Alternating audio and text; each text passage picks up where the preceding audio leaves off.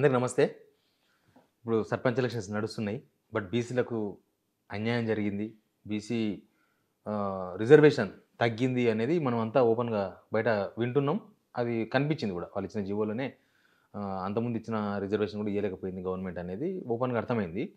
But దీనిపైన ప్రతిపక్షాలు రకరకాల మాటలు మాట్లాడుతూ ఉన్నారు. కానీ మనం ఈరోజు ఒక స్పెషల్ గెస్ట్‌తో ఉన్నాం. సార్ వచ్చేసి BC commission chairman G. Niranjan గారు. సార్ కూడా దీని మీద కసరత్తు చేసిండ్రు. డెడికేషన్ కమిషన్ కన్నా ముందు. దాని మీద మాట్లాడదాం. సార్ నమస్తే. నమస్తే. సార్ ఏం చెప్తారు? మీ ప్రెస్ నోట్స్ చూసినాను నేను. సర్పంచ్ ఎలక్షన్స్ వాయిదా వేయండి, బీసీ రిజర్వేషన్ సరిగ్గా కాలేదని చెప్పి మీ నోట్ చూసినాను నేను. ఇప్పుడు బీసీ కమిషన్ అనేది బీసీలకు న్యాయం జరిగే అనే ఉద్దేశంతో ఎక్కడన్నా అన్యాయం జరుగుతుంటే దాన్ని అడ్డుకునే ప్రయత్నం చేసే విధంగా వాళ్ళ హక్కులు కాలరాచబడకుండా ఉండటానికి కానీ బీసీ కమిషన్ అనేది ఏర్పాటు చేయటం జరిగింది.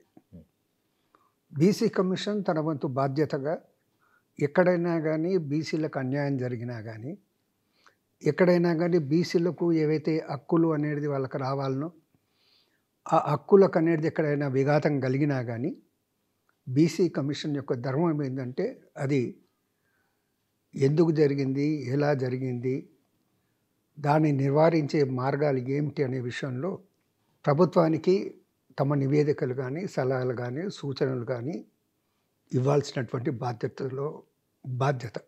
పూర్వపరాలకు పోతే 42% అనేది రిజర్వేషన్స్ కల్పించాలనే ఉద్దేశంతో అన్ని విధాల ప్రయత్నం చేయటం జరిగింది.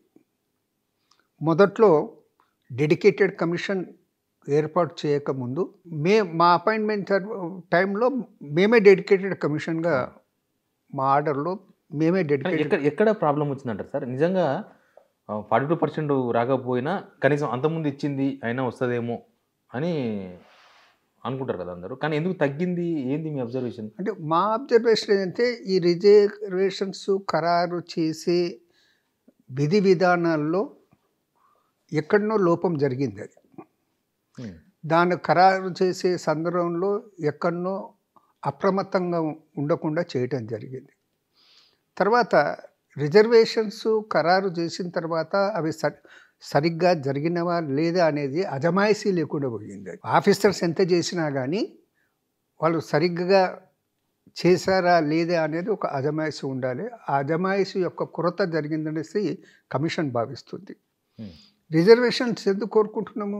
సమాజంలో అన్ని వర్గాల వారికి అవకాశాలు కలగాలనే ఉద్దేశం. అక్కడ ఎస్సీ కానీ, ఎస్టీ రిజర్వేషన్ కానీ, ఇట్లు బీసీ రిజర్వేషన్ కానీ, ఈ మధ్యలో ఇచ్చినటువంటి ఈడబ్ల్యూఎస్ రిజర్వేషన్స్ కానీ, అవన్నీ సమాజంలో అందరికీ అవకాశాలు కలగాలనే ఉద్దేశంతో చేయడం జరిగింది. అది ఓటర్స్ లిస్టు ఆధారంగా చేస్తేలే ఓటర్ లిస్టును ఈ కన్సర్న్డ్ బూత్ లెవెల్ ఆఫీసర్సు వాళ్ళే ఎక్కడనో కూర్చొనేసి బీసీ అని టిక్ కొట్టేది అది శాస్త్రీయంగా ఉండదు. అది దాని బదులు ఇంటింటికి వెళ్ళేసేసి మనం అనేది శాస్త్రీయంగా మనము గణన చేస్తేలే అది శాస్త్రీయంగా ఉంటుంది. రేపు కోర్టుకు పోయినా కానీ ఎక్కడ పోయినా కానీ మనం అనేది స్పష్టంగా అనేది అది ప్రజెంట్ చేయొచ్చు అన్నమాట మేము అనేది చెప్పడం జరిగిందా? శాస్త్రీయంగా జరిగిందా?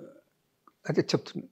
గౌరవ ముఖ్యమంత్రి గారు కూడా ఎంబడే మాది అప్పీల్ అనేది ఆయన అదే మీటింగ్లో యాక్సెప్ట్ చేసి మమ్మల్నే చేయమని చెప్పిండే.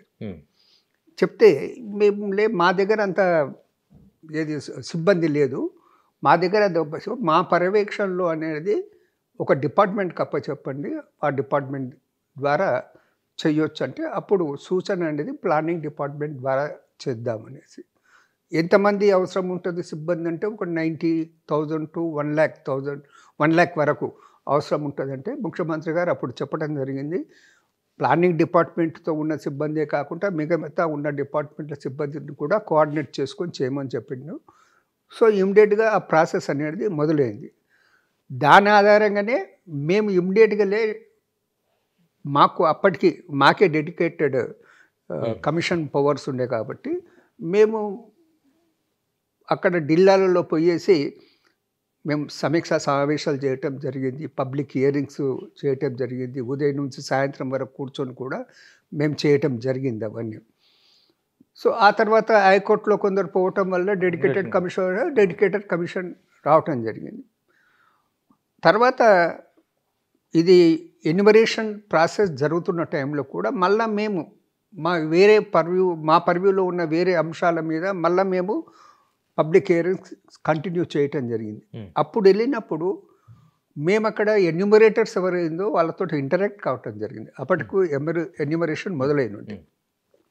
ఇంటరాక్ట్ కావటం జరిగింది. వారికి ఏమైనా స్థానికంగా ఇబ్బంది లేదు అవుతున్నాం అనే విషయాన్ని కూడా అడగటం జరిగింది. ఇది అల్టిమేట్లీ 9th షెడ్యూల్లో పెడితేనే సాధ్యమనే విషయం అందరికీ తెలుసు. కోర్టులో అనేది ముందు నుంచి ఇక్కడనే కాదు, అక్కడ మహారాష్ట్ర కానీ మధ్యప్రదేశ్ కానీ. మరి ఇదంతా ఎందుకు జరిగింది అనుకుంటున్నారు మీరు? 9th షెడ్యూల్లో పెట్టకుండా జరగదు, రిజర్వేషన్ రాదు. కానీ 9th షెడ్యూల్లో పెడతారో లేదో అదంతా సెంట్రల్ గవర్నమెంట్ మీద డిపెండ్ అయి ఉంది. కానీ మధ్యలో ఇదంతా టైం వేస్ట్ కాలేదా ఇదంతా, ఈ ప్రాసెస్ అంతా? ఏది కాదు, ఇప్పుడు 9th షెడ్యూల్లో పెట్టాలంటే ఇదంతా మనకు ఎంపిరికల్ డాటా కావాలి కదా. ఇవన్నీ ఆర్డినెన్స్లు ఇచ్చుడు లేకపోతే అంటే ఆర్డినెన్స్లు అవి తర్వాత ఇవ్వటం అయ్యింది. ఫస్ట్ బిల్లు డాటా కలెక్ట్ చేసిన తర్వాత 42% అనేది బిల్లు పెట్టడం జరిగింది, గవర్నర్కు పంపించడం జరిగింది.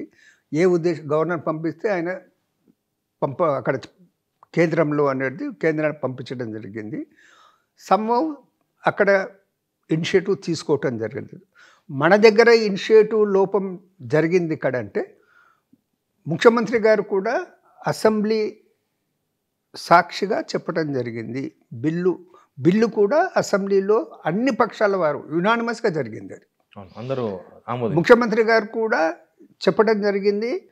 అన్ని పక్షాలను తీసుకొని నేను కేంద్రం దగ్గరికి ప్రధానమంత్రిని కలిసి 9th షెడ్యూల్లో పెట్టమని కోరడం అనే మాట జరిగింది. దురదృష్టం ఏంటంటే అదొకటే జరగలేదు, తీసుకోపోలేదు అఖిలపక్షాన్ని తీసుకోపోలేదు. అఖిలపక్షాన్ని తీసుకోపోకుండా అక్కడ ధర్నాలు చేయటం జరిగింది. అది సో దాని బదులునే ఇప్పుడు మొన్న బట్టి విక్రమార్క గారు ఫస్ట్ నుంచి ఏది 1 డిసెంబర్ నుంచి పార్లమెంట్ నడుస్తుంది, అందరూ పార్లమెంట్ సభ్యులందరూ కలిసేసి ప్రైమ్ మినిస్టర్ని కోరాలి, సమయం ఇస్తే ముఖ్యమంత్రి గారు మేము కూడా వస్తాము అనే మాట ఏదైతే చెప్పిండ్రు, ఈ ఇనిషియేటివ్ ముందే తీసుకున్నాడండి. అసెంబ్లీలో పాస్ కాగానే తీసుకుంటుంటే వాళ్ళు ఒప్పుకుంటారా లేదా అది డిఫరెంట్. అదొక్కటి మాత్రంలే అక్కడ ఆ ల్యాబ్స్ అనేది ఎందుకు జరిగిందో తెలియదు. 5 జడ్జెస్ బెంచ్ అనేది కృష్ణమూర్తి కేసులో జడ్జిమెంట్ ఇచ్చింది 50% దాటుద్ది అనేసి. అది ఏదో 15-20 ఏళ్ళ క్రితం ఇచ్చినటువంటి జడ్జిమెంట్. అప్పటికి ఇప్పటికీ పరిస్థితులు చాలా మారినవి. సో ఇప్పుడు అది రిలవెంట్ కాదు. ఏది కృష్ణమూర్తి కేసులో ఇచ్చిన జడ్జిమెంట్ 5 మెంబర్ జడ్జెస్ జడ్జిమెంట్ అనేది రిలవెంట్ కాదు. విస్తృత ధర్మాసనం అంటే 7 మెంబర్స్తో 9 మెంబర్స్తో విస్తృత ధర్మాసనం ఏర్పాటు చేసేసి మళ్ళా పునఃపరిశీలించాలనేది అప్పీల్కు పోవాలని మేము కూడా బీసీ కమిషన్ తరఫు నుంచి కోరడం జరిగింది. అది అల్టిమేట్లీ అనేది కాన్స్టిట్యూషన్లో మార్పు రావాలి. దురదృష్టం ఏంటంటే కాన్స్టిట్యూషన్ అనేది ఏర్పడినప్పుడు ఎస్సీలకు ఎస్టీస్కు రిజర్వేషన్ అనేది ఖరారై ఉంది 10%. రాజ్యాంగంలో ఉన్నది. కానీ ఆ టైంలో బీసీలకు అనేది ఇంత పర్సెంటేజ్ ఉండాలనే మాట లేదు. అది బీసీలో దురదృష్టం. అది ఇప్పుడు మీరు అన్నారు కదా, అంటే మేము సలహాలు ఇస్తాం గవర్నమెంట్కి అన్నారు. మీరు ఈ విషయంలో సలహాలు ఇవ్వలేదా? మీరు సర్పంచ్ ఎలక్షన్స్లో కనీసం 42% సాధ్యం కాలేదు, పార్లమెంట్లో కాలేదు కాబట్టి కనీసం పాతదన్న లాస్ట్ టైం ఇచ్చిందన్న ఇవ్వాలనే ఉద్దేశం. అంటే ఇప్పుడు అది 50% లోపట్టే రిజర్వేషన్స్ ఇవ్వాలనే మాట కోర్టులు అన్నప్పుడు, ఇప్పుడు మన దగ్గర కూడా హైకోర్టులో జరిగినప్పుడు, ఇప్పుడు 3 డిసెంబర్ కూడా ఒకటి వస్తుంది, కేసు ఉన్నది, దానికి సంబంధించి రిజర్వేషన్ సంబంధించిన కేసు ఉంది. ఇక్కడ ప్రజలల్లో ఒక ఆందోళన ఎట్లా క్రియేట్ అయ్యిందంటే, ఆల్రెడీ 24th నాడు ఉండే ఇప్పుడు నిన్నటి కేసు యాక్చువల్గా 24th నాడు ఉండే. అప్పుడు చీఫ్ జస్టిస్ గారు అవైలబుల్ లేకుండా పోస్ట్పోయింది. ఆ 24th డేట్కు బిఫోరే 3rd డిసెంబర్ నాడు ఇంకొక కేసు వచ్చేది ఉంది, అది హైకోర్టులో. వాటి యొక్క ఫైనల్ జడ్జిమెంట్ ఏమొస్తుందో తెలియక ముందేలే జీవో నంబర్ 46 అనేది ఇష్యూ చేసేసి 50% లోపట అనేది రిజర్వేషన్స్తో పోతాము అనే మాట అనేది బీసీలకు కొద్దిగా ముళ్ళు గుచ్చినట్టు అయ్యింది. అంటే వారికి బాధ కలిగింది. కోర్టులో ఏం తేలకుండానే ముందే ఇప్పుడు మనం అల్టిమేట్లీ కోర్టులో ఏం తేలుతుందో తెలిసిన తర్వాత కోర్టు అట్లా అన్నది కాబట్టి తప్పని పరిస్థితుల్లో మేము ఎలక్షన్స్కు పోవాల్సి వస్తుంది. ఒకటేమో సెంట్రల్ గవర్నమెంట్ ఫండ్స్ అనేది రావటం లేదు, అభివృద్ధి అనేది జరగకుండా ఆగిపోతుంది అనే ఉద్దేశం అనేది చెప్పాల్సి ఉద్దేశం అనేది కోర్టు చెప్పింది కాబట్టి మేము ఎలక్షన్ పోవాల్సినటువంటి పరిస్థితి ఉంది. కానీ మన స్టాండ్ అనేది 42%కు మేము అనేది నిరంతరం పోరాడతాం. లార్జర్ బెంచ్ గురించి ఏర్పాటు చేసి పునఃపరిశీలన చేస్తామనే మాట చెప్తామనేసి ఒక భరోసా కల్పించే ప్రయత్నం జరగలేదు.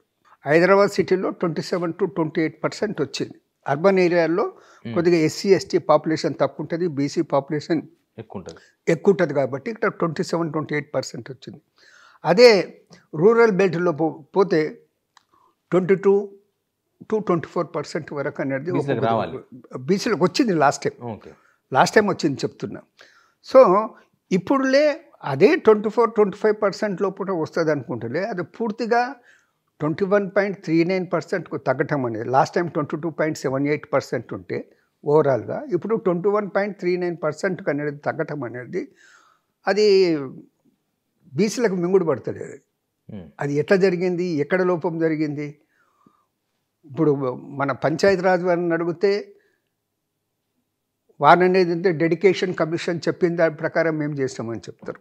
అదే డెడికేటెడ్ కమిషన్ వారిని అడిగితే పంచాయతీరాజ్ డిపార్ట్మెంట్ ఇచ్చిన డేటా మీదనే మేము పలానా విలేజ్లో ఇన్ని వార్డులు అనేది ఏది రిజర్వ్ చేయాలనేది మేము ఫిక్స్ చేసి చెప్పినామన్న మాట వీళ్ళు చెప్తాం. ఎక్కడ అనేది మరి ఇద్దరి మధ్యలో ఎక్కడ లోపం జరిగింది? సరే, ఒక రిజర్వేషన్స్ అనేది ఖరారైన తర్వాత ఇది సరిగ్గా జరిగినవా లేదా, అందరికీ న్యాయం జరుగుతుందా లేదా, ఆ పరిశీలన చెయ్యాలనే ఆలోచన ఎందుకు కొరవడిందో అది అర్థం కాకుండా ఉంది. మీరు ఎలక్షన్స్ని వాయిదా ఏమైనా అడుగుతున్నారు డైరెక్ట్గా? అవును. ఇప్పుడు నువ్వు రిజర్వేషన్స్ బీసీలకు రిజర్వేషన్స్ అనేది ఎంత రావాలనో అంత రాలేదు. రాకుండానే వాళ్ళకి అన్యాయం జరిగింది. వాళ్ళకి అన్యాయం చేస్తూ ఎలక్షన్కి ఎట్లా పోతారు మీరు? ఇప్పుడు ఎలక్షన్ జరిగినామనుకోండి, వాళ్ళకి సీట్లు తక్కువ వస్తాయి, రెమెడీ ఇమ్మీడియట్గా లేదు కదా, మళ్ళీ 5 ఏళ్ళకే పోవాలి ఎలక్షన్స్. అప్పటి వరకు ఇది భరించాల్సిందే కదా.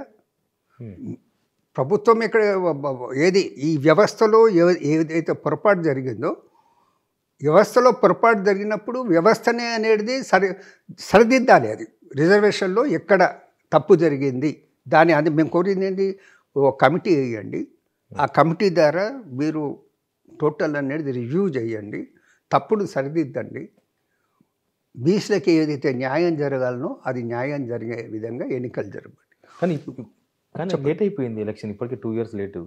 ఇంకా వాయిదా వేస్తే ఇవన్నీ తెలియవరకు ఎన్ని సంవత్సరాలు పడుతుందో తెలియదు. అవును, ఇప్పుడు ఇన్ని రోజులు వాయిదా పడ్డది కదా, బీసీల గొంతు కోసుకుంటా ఇన్నేళ్ళైతే వాయిదా వేసాడు కదా. 24th జనవరి నుంచి అయితే వాయిదా వేసాడు కదా. ఇప్పుడు ఫండ్స్ వస్తలేవు, ఇప్పటికే లేట్ అయింది అనేసి బీసీల గొంతు కోసేసి ఎలక్షన్స్ పెడతారా? అది న్యాయం అవుతుందా? ఎందుకు ఇప్పుడు సరే ఈ రిజర్వేషన్ ఖరారు కన్నా ముందు మిమ్మల్ని సంప్రదించలేదా? అది మమ్మల్ని సంప్రదించాల్సినటువంటి అవసరం లేదు. సలహాలు అనే మాట మేము చెప్పేదైతే మా వంతు మీకు ఇంతకుముందే చెప్పిన, ఎక్కడైనా పొరపాట్లు జరుగుతున్నామంటే, నష్టం జరుగుతుందంటే బీసీలకు మేము చెప్తా ఉన్నాం. ఆ రకంగా మేము ఎప్పుడు టైం టు టైం మేము చెప్పాల్సింది, కన్వే చేయాల్సింది కన్వే చేస్తున్నాం. కానీ అది అమలు అయితే లేదు. సరే, ఇప్పుడు ఏంటంటే కమిషన్ది ఎట్లుంటుందంటే, కమిషన్ అనేది రిపోర్ట్ ఇచ్చే వరకు చెప్పే వరకు బాధ్యత, నిర్ణయం తీసుకునేటువంటి బాధ్యత అనేది ప్రభుత్వాలది అది. ఇప్పుడు ఎన్నో కమిషన్స్ రిపోర్ట్స్ చాలా ఉన్నాయి. రిపోర్ట్స్ వచ్చినాయి. సో ఆ రిపోర్ట్స్ అనేది కొన్ని అయితే ఇప్పటివరకు కూడా తెలిసి తెలిసి చూసిన సందర్భాలు అంటే మన స్టేట్కి సంబంధించే కాదు, మొత్తం త్రూఅవుట్ ది చాలా నేషన్. అసలు రిపోర్ట్స్ తీసుకోరు. కానీ ఎలక్షన్స్ ఏం వాయిదా పడతారు కనిపిస్తలేదు. అంటే ఇప్పుడు ఆల్రెడీ నామినేషన్ స్టార్ట్ అయిపోయినాయి. ఇప్పుడు మా వాయిస్ అనేది మేము వినిపించడం, బీసీలకు అన్యాయం జరుగుతుంది, దాన్ని రెక్టిఫై చేయాలనే అనే చెప్పే బాధ్యత మాది. రేపు జరగబోయేది ఏం జరుగుతుందనే దాని గురించి అనేది న్యాయం చేస్తారా లేదా అన్యాయమే చేస్తారా అది నిర్ణేతలు ఎవరు ఉన్నారో ఆ నిర్ణేతల యొక్క నిర్ణయంపై ఆధారపడి ఉంటుంది. అది రేపు అది అమలవుతుందా కాదా అనే మాట కాదు, మా బాధ్యత